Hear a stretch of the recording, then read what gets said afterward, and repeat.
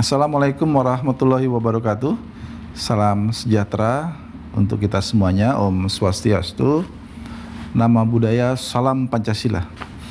Terima kasih atas kesempatan yang diberikan kepada saya selaku Kepala Badan Nasional Penanggulangan Terorisme untuk dapat memberikan sharing kepada mahasiswa-mahasiswi baru yang akan melaksanakan kegiatan program pengenalan kehidupan kampus bagi mahasiswa baru atau kegiatan PPKMB secara online untuk tahun akademik 2021-2022. Pada kesempatan ini saya akan membahas mengenai tema yang diberikan, yaitu tentang pencegahan dan penanggulangan intoleransi, radikalisme, dan terorisme.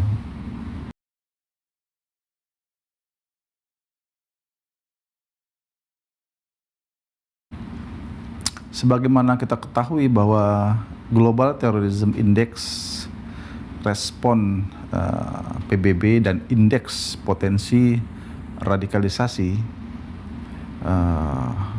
adik-adik sekalian, mahasiswa-mahasiswi yang saya banggakan, untuk dapat memahami bahaya terorisme tersebut,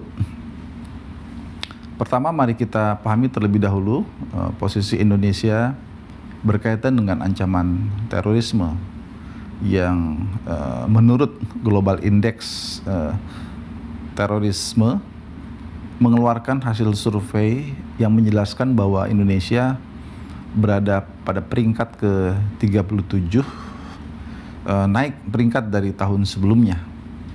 Artinya ini semakin besar dia rankingnya, menunjukkan bahwa dampak buruk terorisme ke negara kita tidak memberikan arti atau dampak yang mengkhawatirkan bagi masyarakat. Kategori medium tentunya dengan ranking tersebut dapat dimaknai dari posisi Indonesia pada tingkat dunia.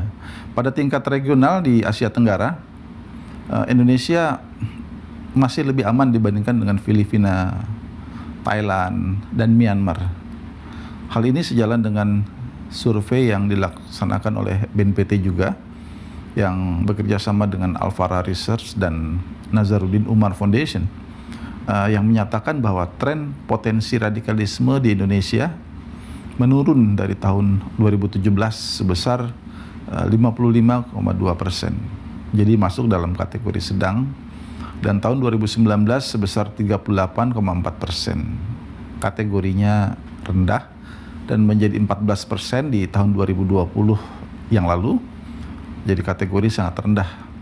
Dengan demikian disimpulkan bahwa saat ini tren potensi radikalisme cenderung mengalami penurunan.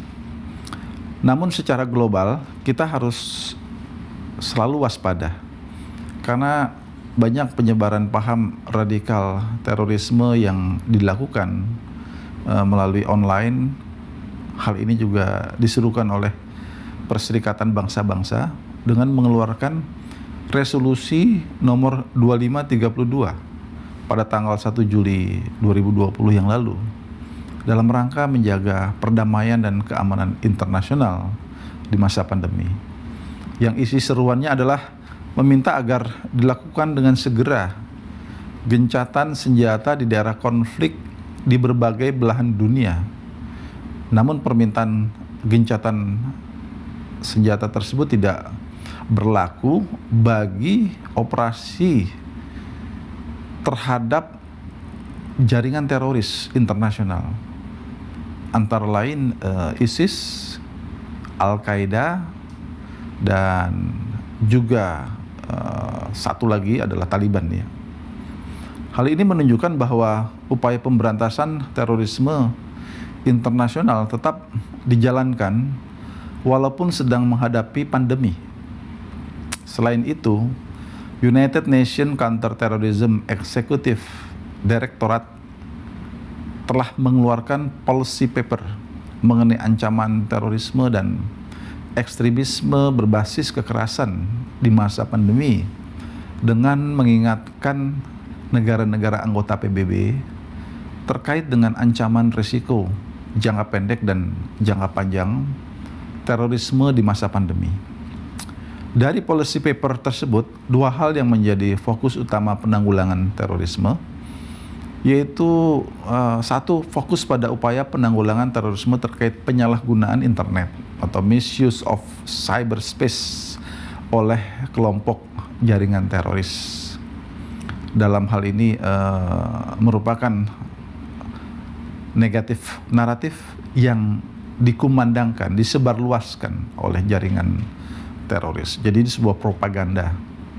Upaya negara untuk menangani kekecewaan di masyarakat yang dapat menjadi pemicu radikal terorisme dengan fokus utama pencegahan dan pendekatan lunak atau soft approach. Komposisi penduduk dan penetrasi pengguna internet di Indonesia. Adik-adik mahasiswa yang saya banggakan, pada tahun 2021 ini Indonesia telah memasuki fase bonus demografi. Kita tahu bahwa fase bonus demografi ini bisa berlangsung sampai 2045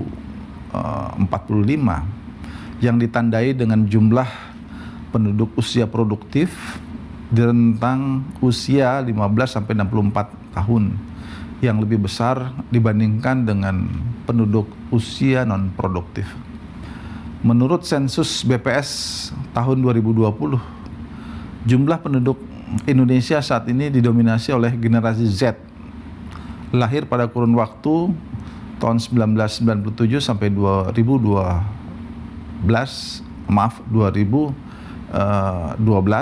dan generasi milenial, generasi sebelumnya, yaitu lahir pada tahun 1981 sampai dengan 1996. Jumlah generasi Z sendiri berdasarkan sensus hari ini berkisar di angka 74 juta jiwa, setara dengan 28% dari total populasi sementara.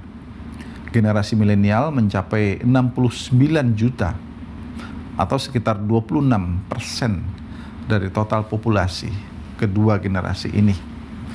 Merupakan kelompok yang tumbuh dan berkembang pada saat era digital. Jadi digital generation bisa disebut seperti itu, berkembang pesat sehingga sangat cepat beradaptasi dengan teknologi informasi. Semua kita sangat tergantung hari ini dengan sarana teknologi informasi yang kita miliki masing-masing. Oleh karena itu, kedua kelompok generasi ini menjadi penting dalam menggerakkan roda pembangunan nasional, sekaligus tentu kepada kelompok generasi ini adalah generasi pemuda-pemudi yang akan menjadi penentu bagi masa depan Indonesia. Namun demikian, kita dihadapkan pada sebuah tantangan di era digital pada tahun 2021 di mana penetrasi pengguna internet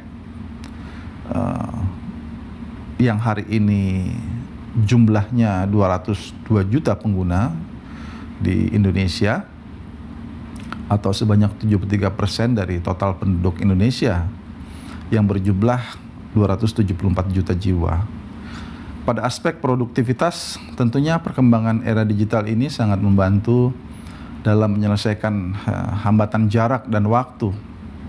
Dunia menjadi global village, tetapi jika penggunaannya tidak dibekali dengan literasi yang baik, etika, pemahaman hukum yang baik, dan bijak dalam pemanfaatan informasi,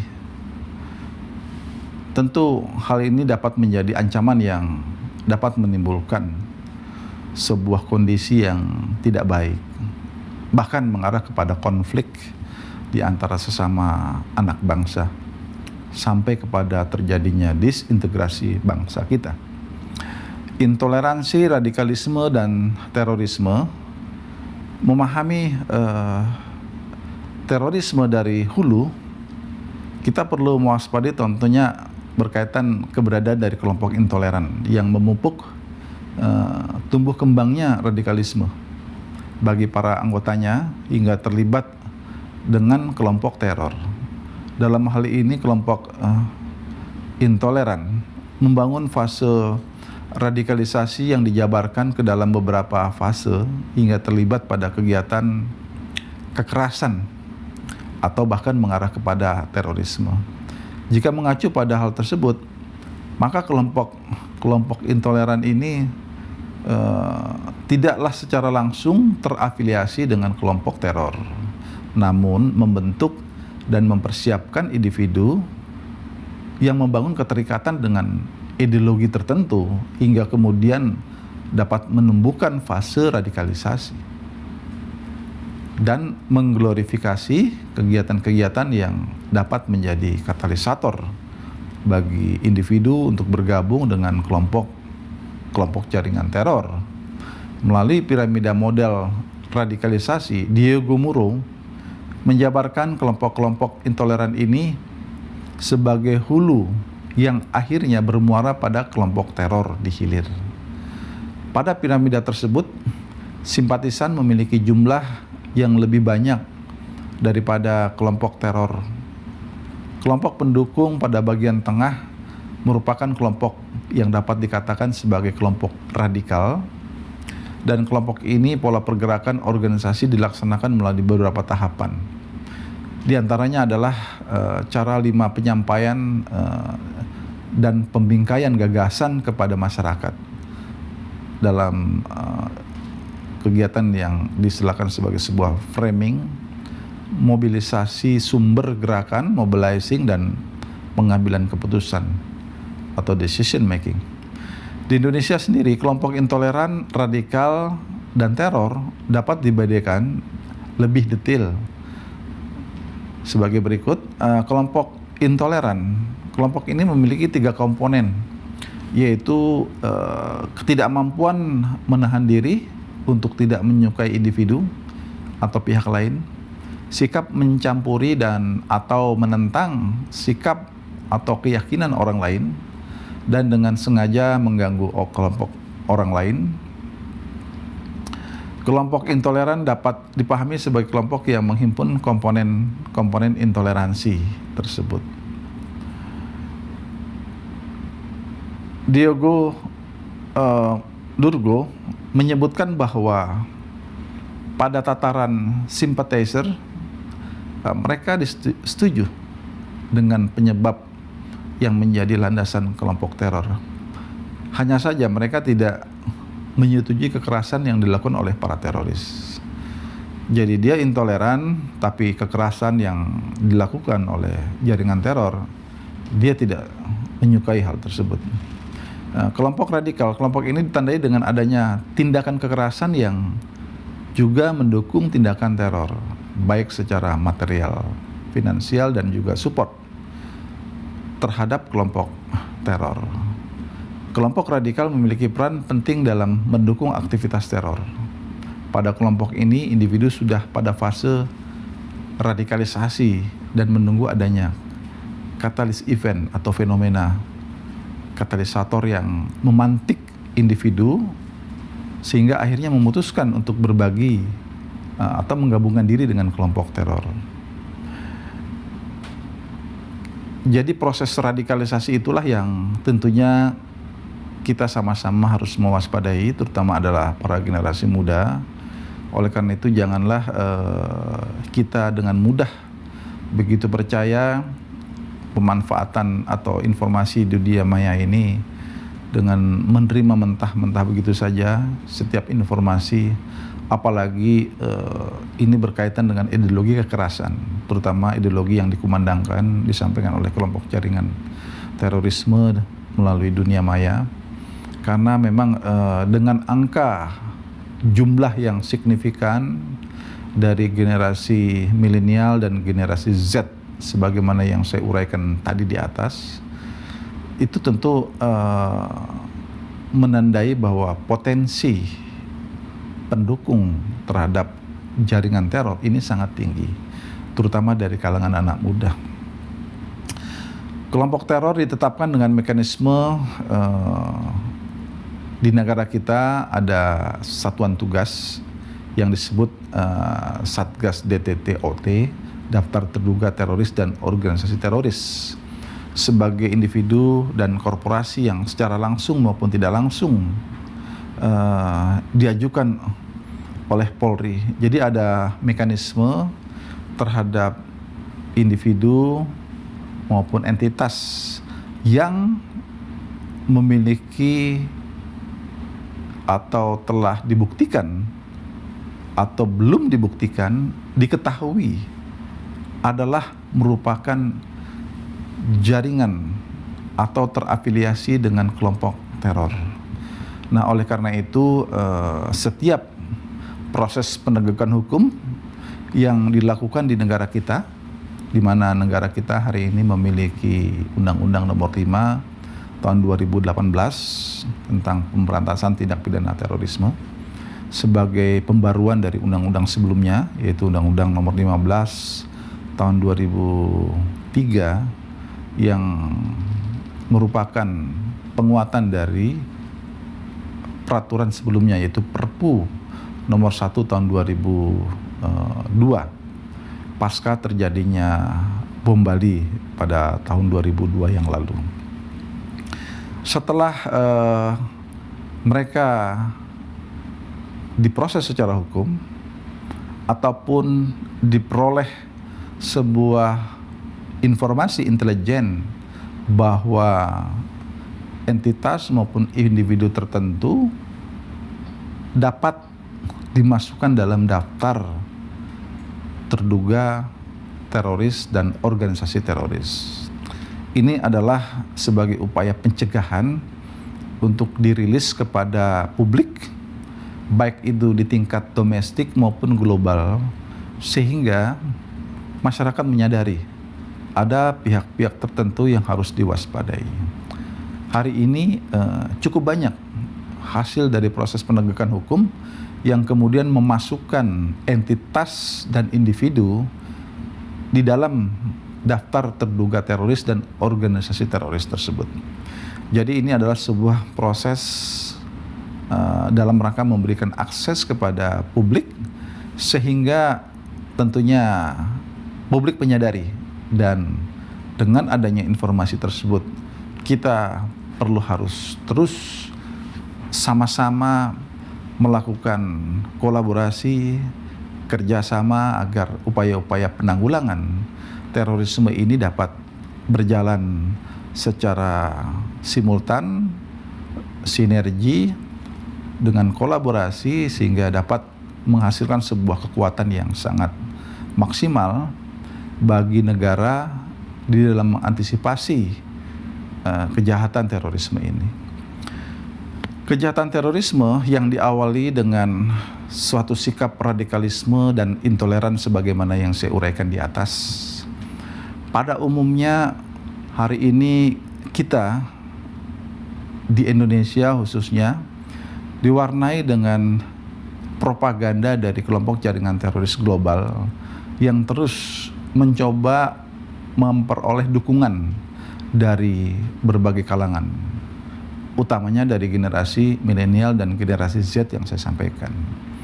Karena propaganda seperti Al-Qaeda dan ISIS, di mana mereka adalah pengusung ideologi terorisme yang berindikasikan menyetujui kekerasan, anti kepada demokrasi, anti kepada konstitusi negara, bersifat menghalalkan segala cara, dan kemudian juga bisa mereka menyatakan bahwa kelompok yang tidak sejalan dengan mereka adalah sebagai yang mereka istilahkan sebagai kaum kafir, dan kemudian mereka perangi.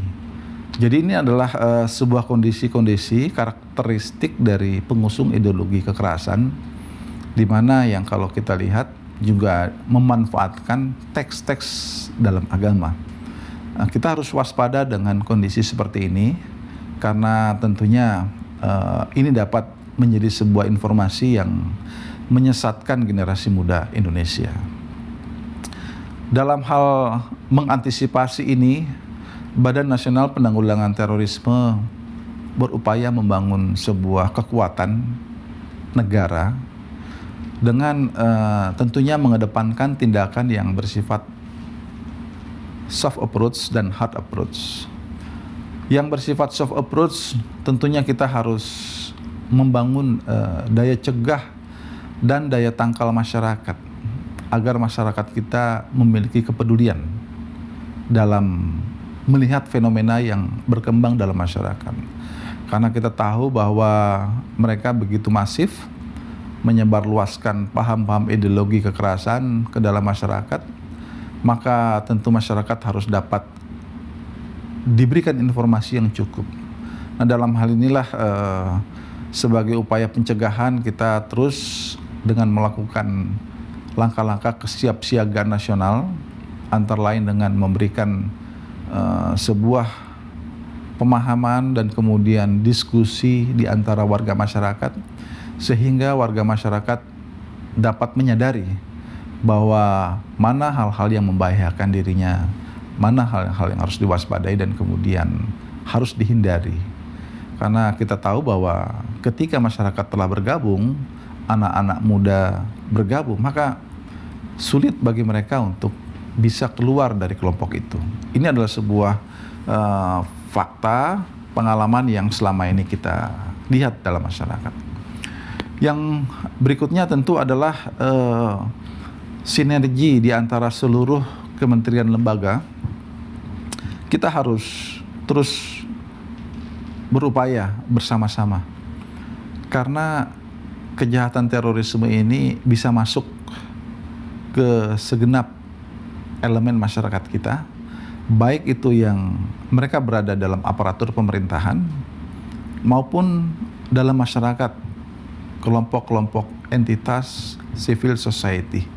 Makanya kita harus berupaya semua kementerian lembaga dan juga civil society kita bersatu padu agar upaya-upaya pencegahan bisa berjalan maksimal. Ini sudah terus kita lakukan dalam kegiatan-kegiatan yang tentunya dapat menjadi sebuah diskursus bagi semua elemen bangsa untuk menyadari tentang bahaya terorisme itu sendiri. Dalam hal mengantisipasi bahaya terorisme ini, dua hal yang terus harus kita perkuat di dalam negara kita, dan tentunya juga ini melibatkan seluruh kalangan generasi muda.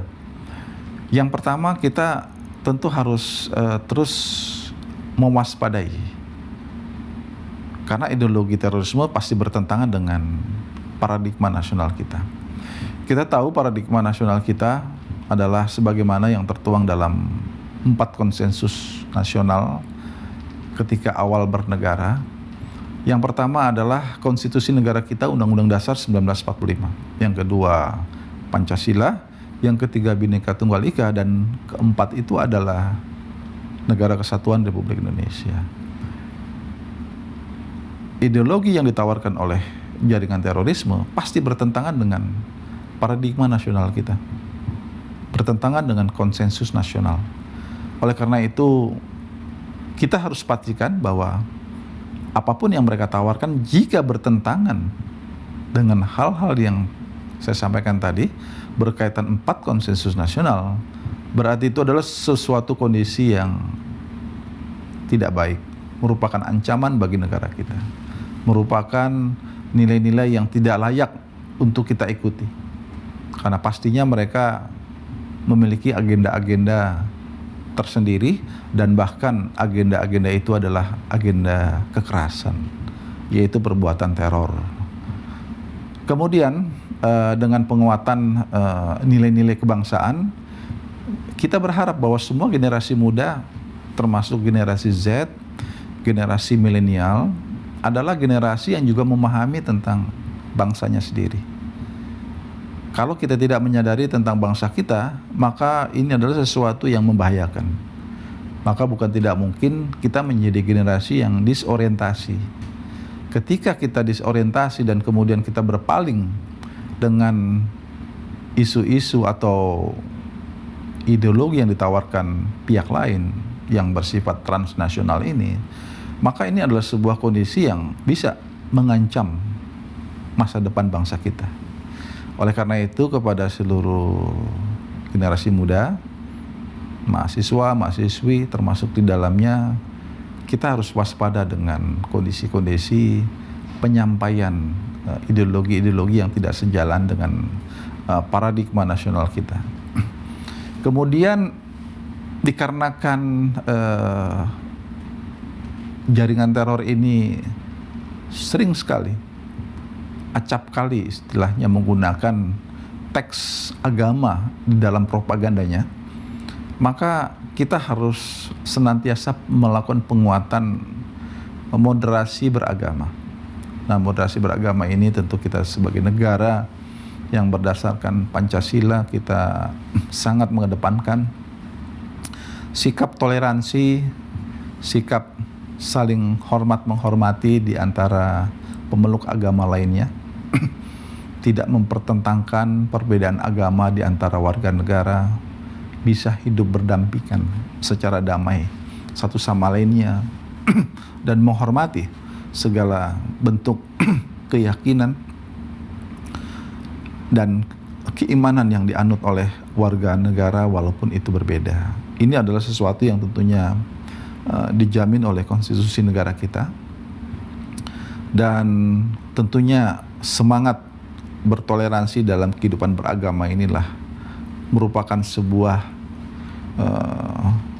kewajiban bagi generasi muda di seluruh Indonesia untuk terus melestarikan semangat sebagaimana yang telah dituangkan oleh para leluhur kita, baik itu di dalam konstitusi negara kita maupun dalam nilai-nilai luhur ideologi negara kita, Pancasila. Badan Nasional Penanggulangan Terorisme terus ke depan akan tetap mengajak seluruh komponen bangsa untuk bersama-sama terus mewujudkan tujuan nasional kita. Yang pertama, tentu kita tahu bahwa tertuang di dalam mukadimah Undang-Undang Dasar Negara kita melindungi segenap tumpah darah dan bangsa Indonesia. Yang kedua adalah mencerdaskan kehidupan bangsa, memajukan kesejahteraan umum, dan kita bertekad turut serta mewujudkan perdamaian dunia. Ini adalah amanah konstitusi yang tentunya menjadi hal yang dapat kita pahami bersama dan kita implementasikan di masa kini dan yang akan datang. Itulah tentunya sebagai modal dasar kita sebagai bangsa Indonesia, yang tentunya apabila kita yakini nilai-nilai luhur tersebut akan menjadi modal besar bagi kita bangsa Indonesia untuk terus bergerak maju menjadi bangsa yang hebat, bangsa yang maju, bangsa yang tentunya memiliki karakteristik nilai budaya luhur bangsa kita, di mana kita memiliki semangat untuk hidup berdampingan secara damai, bergotong royong, tentunya untuk mewujudkan Indonesia yang harmoni. Ini adalah merupakan sebuah tanggung jawab bersama, terutama tentu kepada seluruh kalangan generasi muda. Hendaklah terus kita waspada dengan segala bentuk nilai-nilai yang tidak sejalan dengan nilai-nilai luhur bangsa kita, dan kemudian tetaplah terus bertekad untuk menjadikan bangsa Indonesia menjadi bangsa yang hebat. Mahasiswa, mahasiswi berperan sangat besar di dalam mewujudkan masa depan Indonesia yang lebih hebat. Tentunya Indonesia juga berada di tangan mahasiswa-mahasiswi semuanya di masa yang akan datang. Oleh karena itu, kami berkeyakinan bahwa dengan semangat mencintai nilai-nilai luhur bangsa kita, kemudian mengimplementasikan apa yang telah disampaikan tadi mengenai 4 konsensus nasional yang merupakan paradigma nasional kita, maka kita akan bisa menjadi bangsa yang hebat, selamat dari berbagai ancaman, bahaya yang tentunya setiap saat bisa menghampiri bangsa kita. Terima kasih, selamat belajar, sukses untuk Anda semuanya, dan jangan kecewakan orang tua Anda, jangan kecewakan tentunya seluruh kerabat sahabat Anda yang menanti Anda untuk menjadi orang yang hebat. Terima kasih. Wassalamualaikum warahmatullahi wabarakatuh. Om Santi Santi Santi Om.